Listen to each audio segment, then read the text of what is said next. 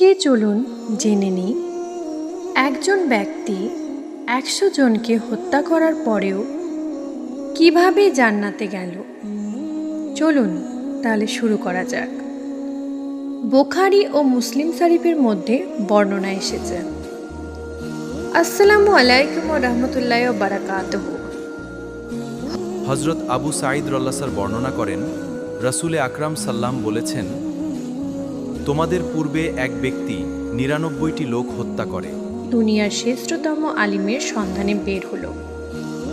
তাকে একজন সংসার ত্যাগী খ্রিস্টান দরবেশের কথা জানিয়ে দেওয়া হলো।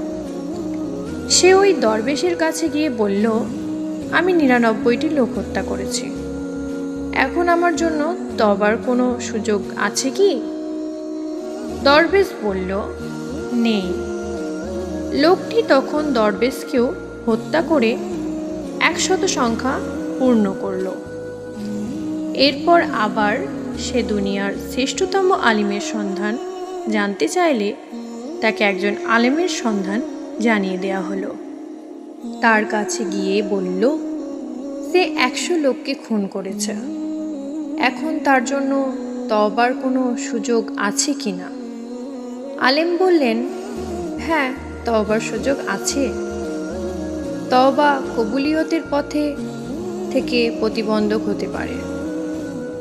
তুমি অমুক স্থানে চলে যাও, সেখানে কিছু লোক আল্লাহর বান্দেগিতে লিপ্ত রয়েছে, তুমিও তাদের সঙ্গে আল্লাহর বান্দেগিতে লিপ্ত হও এবং তোমার নিজ দেশে কখনো ফিরে যেও না, কেননা সেটা খুব খারাপ জায়গা। লোকটি নির্দেশিত স্থানের দিকে চলতে লাগলো। অর্ধেক পথ চলার পর তার মৃত্যুর সময় এসে পড়ল। এবার তাকে নিয়ে রহমত ও আযাবের ফেরেশতাদের মধ্যে বিতর্ক দেখা দিল। রহমতের ফেরেশতাদের বক্তব্য ছিল, এ লোকটি তওবা করে আল্লাহর দিকে ফিরে এসেছে। পক্ষান্তরে আযাবের ফেরেশতারা বলতে লাগলো, লোকটি তো কখনো কোনো পুণ্যের কাজ করেনি।